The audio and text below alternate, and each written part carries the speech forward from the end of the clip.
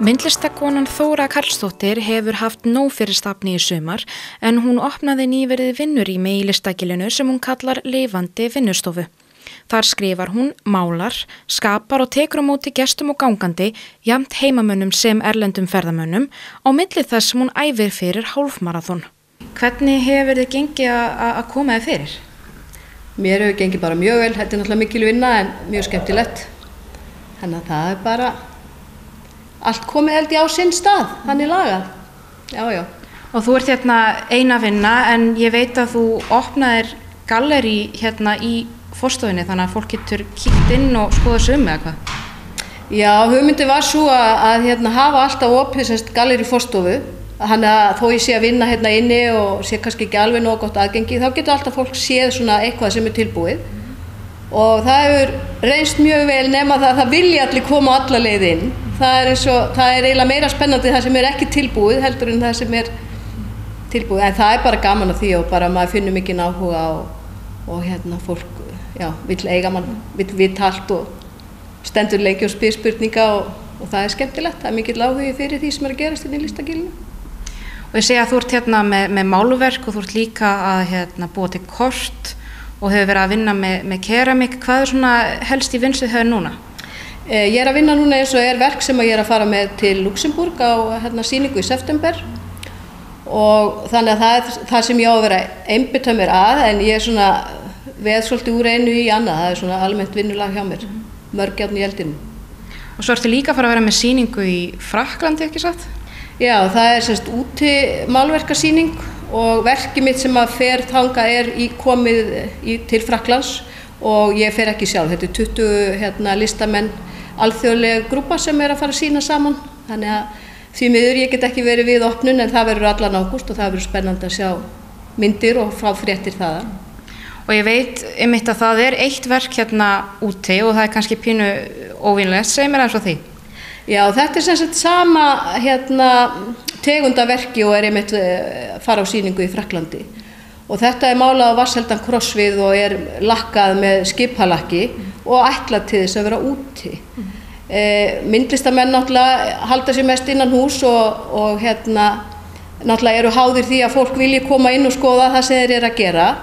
En svo eru margar aðra listir sem eru stundum meira úti og heyrast í útvarpi og annað. Þannig að þetta er svona mín leið til þess að ná til fleiri áhorfenda að setja listina mína út og þetta er gamalt verk sem ég gerði fyrir mörgum árum síðan. Sendi hingað heim á sýninguna Allt 2012 sem var mjög skemmtilegt að taka þátt í og ég ákvað að skella ég þarna upp á þaksvöldina hjá mér. Og svo ertu líka með þvottavél úti. Hver er pælingin á baku hana? Já, ég býð fólki sem á leiðum gilið upp á heilaþvott og það er gott að fara í heilaþvott og fá hreinar hugsanir og núllstilla sig aðeins. Við lifum í svo miklu hraða í nútíma þjóðfélagi. Ég held að það sé alltaf gott að staldra við og svona fara yfir það hvað við hugsum. En nú ert þú búin að vera dálítið á ferð og flugi undanfarin ár og bjóst mjög lengi úti, til dæmis í Luxemburg. Segð mér aðeins frá því hvað hefur á daga þína drifið síðustu ár? Já, ég bjó 20 ára erlendis og ég byrjaði í Svíþjóð og var þar í tæp 5 ár og fór þaðan til Spánar og var í Madrid, annað eins og svo fór ég til Luxemburg og var þar í 11 ár. Og þessi ferð byrjaði vegna menntunar sem að fyrrverandi maðurinn minn náði sér í Svíþjóð og svo bara dásamlegt að vera í útlöndum og gaman að upplifa og pröfa eitthvað nýtt. Ég er rosalega nýjungagjörn, þannig að alltaf þegar við fluttum þá sem strákarnir mínir, ó nei mamma ekki aftur og ég sagði nei, núna erum við að fara á nýjan stað og við verðum þar og þeir hristu bara hausinn, við þekkjum þig. Þannig að það er bara gaman, maður hefur gott að fara út fyrir það endaramann og prófa nýja hluti og svona challengea sjálfa sig, það er alltaf gott. Og þú segir að þú hafir nú eiginlega alltaf bara haft áhuga á myndlist en þú menntaðir þig ekki í list alveg strax. Hvað gerir þið fyrst og hvað var til þess að þú ákvaðst að fara í myndlistaskólann bara fyrir örfáum árum síðan?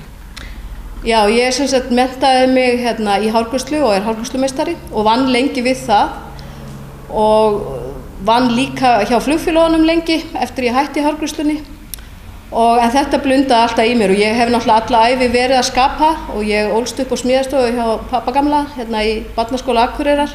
Þannig að ég lærði það mjög snemma að hugmyndirnar sem að maður fær, þær eiga alltaf sína leið og maður þarf bara að leyfa þeim að einhvern veginn að koma út og finna rétta efni. Og þegar börnin mín voru orðin fullorðin og ég hafði meiri tíma fyrir sjálfa mig, þá byrjaði ég svona alvöru að gefa þessu tíma.